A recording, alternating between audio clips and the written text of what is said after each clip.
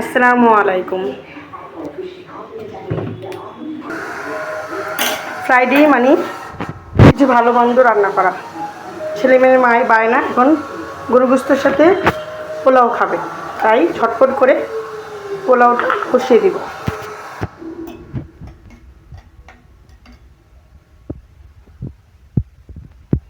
পেঁয়াজটা লাল লাল করে নেব। পোলাওর চালটা ভালো করে দিয়ে নেব।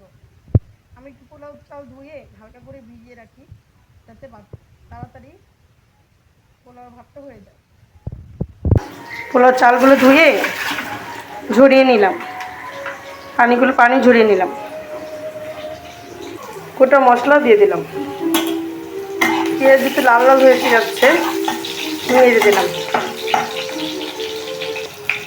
আদা রসুন বাটা একসাথে দিয়ে নিলাম, দিয়ে দিলাম পরিমাণ মতো লবণ,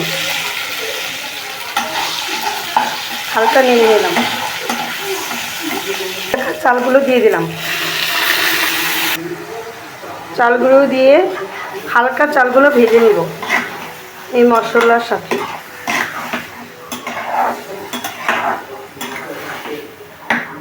ঝটপট করে পোলাওগুলো রান্না করতে হবে, বাচ্চাদের খুব খিদে লেগে গেছে।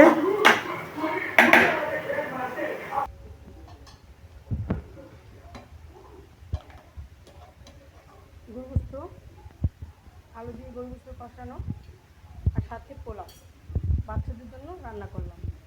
পোলাওটা ভেজে দিচ্ছি। হালকা মিশানো ভাজা হলেই পরিমাণ মতো পানি দিয়ে দিই। ভাজা হয়ে গেছে, পরিমাণ মতো পানি দিয়ে দিলাম। আপনারা চাইলে গরম পানি ইউজ করতে পারেন, আমি তাড়াহুড়ার কারণে গরম পানিটা ইউজ করলাম না।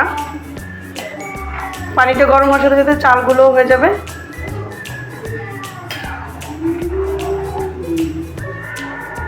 দিয়ে দিলাম আমার বাড়ির গাছের, মানে শ্বশুর বাড়ির গাছের তেজপাতা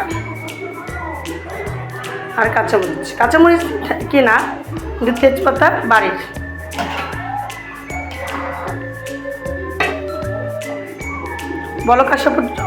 বলক আসা অবধি আমরা ওয়েট করব। এই পাশে হয়ে গেছে আমার গরু গোশতটা কষানো। কালকে রান্না করা ছিল, আজকে জাস্ট গরম করলাম আর পোলাওটা রান্না করলাম।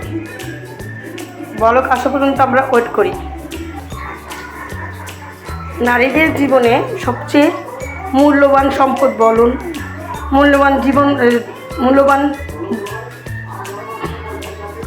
যাই বলুন আর কি, মূল্যবান হিসেবে যাই বলুন, তার নিজের সন্তানের থেকে আর কিছুই হতে পারে না। তাই সন্তানরা যখন আবদার করে, হাজার অসুস্থ থাকলেও সেই জিনিসটা রান্না করতে ভালো লাগে। আপনার বাচ্চারা কী পছন্দ করে কমেন্টে জানাবেন। কিন্তু বলক আসলে হালকা একটু নাড়া দিয়ে দিন, যেন একটা চাউল আরেকটার সাথে না লেগে থাকে। আপনাদের পছন্দ হলে ঘি দিয়ে নেবেন। আমার ঘরে ঘি শেষ হয়ে গেছে, তাই দিতে পারলাম না, আর আপনাকে দেখাতেও পারলাম না। আপনারা অবশ্যই যাদের ভালো লাগে ঘি দিয়ে নেবেন। বলক আসার পর ঢাকনাটা একটু সরিয়ে নেবেন। অনেকে দুধ দিয়েও পোলাও রান্না করে, সেটা আরেক স্বাদ। যেহেতু আমি ঝটপট করে করছি, তাই শর্টকাটে করে নিচ্ছি।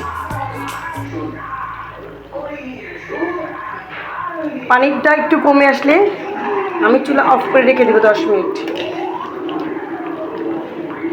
তাহলেই হয়ে যাবে আমার ঝটপট পোলাও রান্না করা। পানিটা অনেকটাই কমে আসছে, একটু নেড়ে দেবো যেন নিচে না লাগে।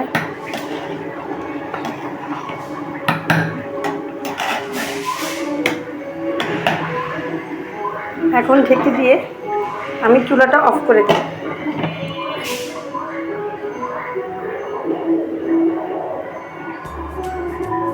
চুলাটা অফ করে দিলাম। এখন আমি 10 মিনিট ওয়েট করব। দেখুন তো হয়ে গেল আমার ঝরঝরে পোলাও।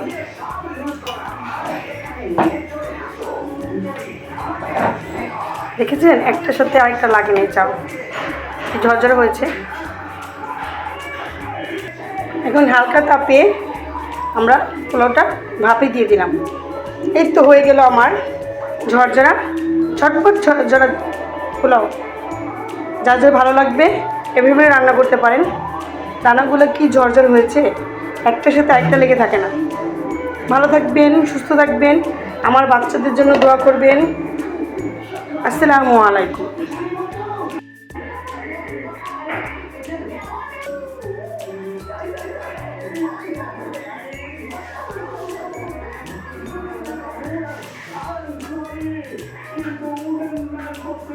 আসসালামু আলাইকুম গাইস, আমার পোলাও রান্না করছে। খেয়ে দিদি কেমন হয়েছে? আগে লেবু খায়, এক চামচ খায়। ছেলে মেয়ের আবদারে পোলাও রান্না করলাম আর গরু গোস্ত। শুক্রবার মানে একটু ভালো মন্দ খাওয়া। বাংলাদেশে শুক্রবার মানে ঈদ। কি টক? লেবু দিলে তো টক হবে। পোলাও ঝরঝর হয়েছে,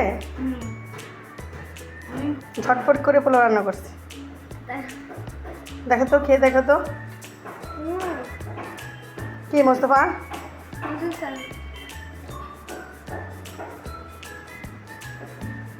কি মেজবিন, কেমন হয়েছে?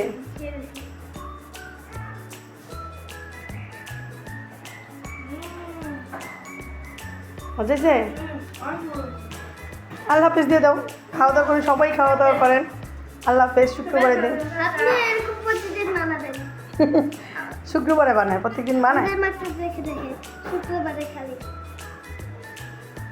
অনেক স্বাদ আসবে। তাই? আল্লাহ হাফেজ।